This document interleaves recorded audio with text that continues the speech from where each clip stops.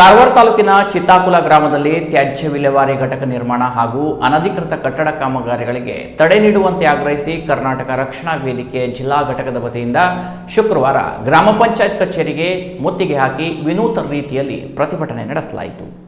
ಕಸದ ಬುಟ್ಟಿಗಳನ್ನು ಹೊತ್ತು ತಮಟೆ ಬಾರಿಸುತ್ತಾ ಚಿತ್ತಾಕುಲ ಗ್ರಾಮದ ರಸ್ತೆಗಳ ಮೂಲಕ ಮೆರವಣಿಗೆ ನಡೆಸಿದ ಪ್ರತಿಭಟನಾಕಾರರು ಬಳಿಕ ಗ್ರಾಮ ಪಂಚಾಯತ್ ಕಚೇರಿಗೆ ಮುತ್ತಿಗೆ ಹಾಕಿ ಪಂಚಾಯತ್ ವಿರುದ್ಧ ಘೋಷಣೆ ಕೂಗಿದರು. ಈ ವೇಳೆ ಮಾತನಾಡಿದ ಕರವೇ ಅಧ್ಯಕ್ಷ ಅಕ್ಷಯ್, ಗ್ರಾಮದಲ್ಲಿ ಸಮರ್ಪಕ ತ್ಯಾಜ್ಯ ವಿಲೇವಾರಿ ವ್ಯವಸ್ಥೆ ಇಲ್ಲದ ಕಾರಣ ನಿವಾಸಿಗಳು ಸಂಕಷ್ಟ ಅನುಭವಿಸುತ್ತಿದ್ದಾರೆ ಎಂದು ಆರೋಪಿಸಿದರು.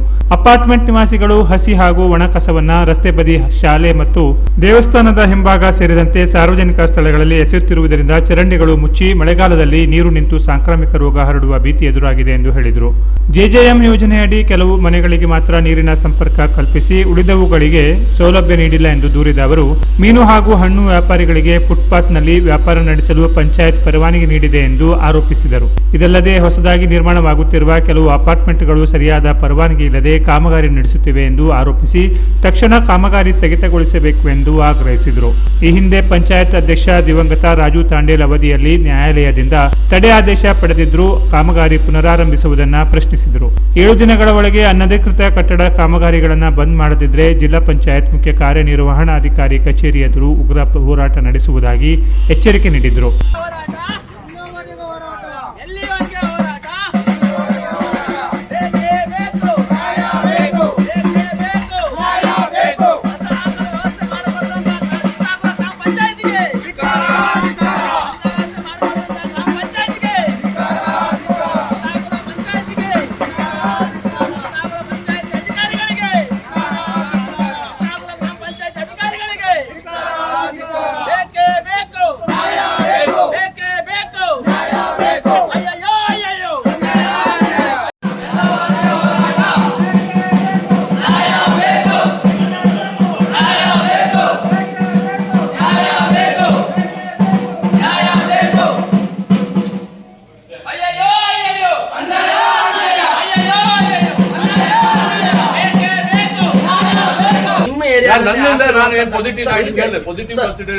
ನಿಮ್ಮ ಏರಿಯಾದಲ್ಲಿ ಏನ್ ನಡೀತಾ ಇದೆ ನಿಮಗೆ ಗೊತ್ತಿದೆ, ಅವ್ರಿಗೆ ಗೊತ್ತಿಲ್ಲ. ಹೌದಾ?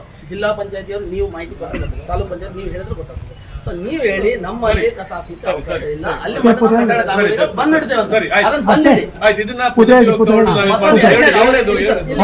ಅವ್ರು ಹೇಳೋದಂಗೆ ಜೆಜೆಎಂ ನಾನು ಹೇಳ್ತೀನಿ, ಏನಿಲ್ಲ ಸರ್.